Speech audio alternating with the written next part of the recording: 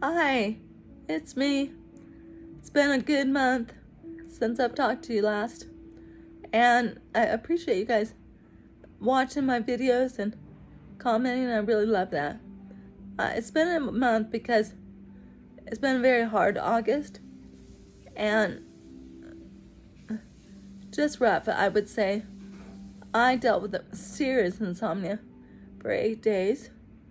I went through COVID, went to California, had a horrible experience. Then came home and found out that my sister has dementia. And even though we don't talk that much, in fact, at all, for the last 7 years, her knowing that she'd lose her memory, called me and said, Michelle, I'm sorry for not talking to you. Will you forgive me? I love you. And we reconciled. So it was pretty touching. I was so happy. And we've talked a couple times since that. But I would just say to you, honestly, if you have anybody in your life that you're on the outs with, it's important that you be at peace with one another. You really never know what the future holds. I'm not saying it to scare you. I'm just saying it to encourage you to be right with your loved ones and friends. Yeah, that's so important. Yeah, I can't make up the years that we've lost, but we only have this time until she's no longer able to remember me. So that's why it's been a month. But I was going to tell you my last story. That's what I promised, that there'd be one more story. And this one I call Cloud of Witnesses.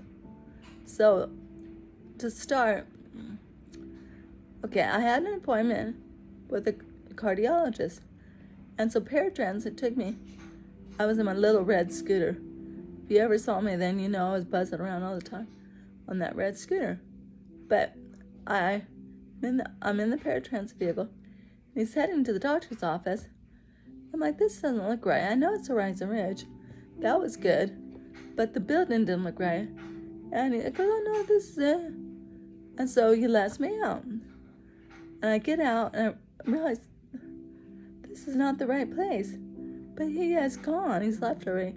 So I'm looking at the address that they dropped me off at. I'm realizing, oh, I am way off.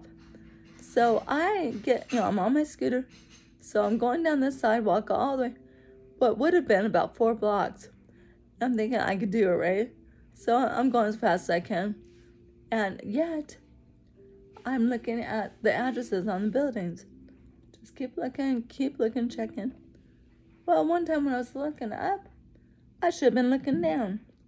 My scooter went right off the curb, and I dove head first into the ground. This is where the cloud of witnesses comes in. One after another, cars start pulling up, making a barrier around me so nobody else would hit me. So I'm almost full circle. First one that comes up, I'm a police officer, I'll call it. I'm like, thank you. Then the nurse is the second one. I'm a nurse. I'm looking. Are you on blood thinners? I said, yes. She goes, okay, I'm just checking me out. I think you're going to be okay.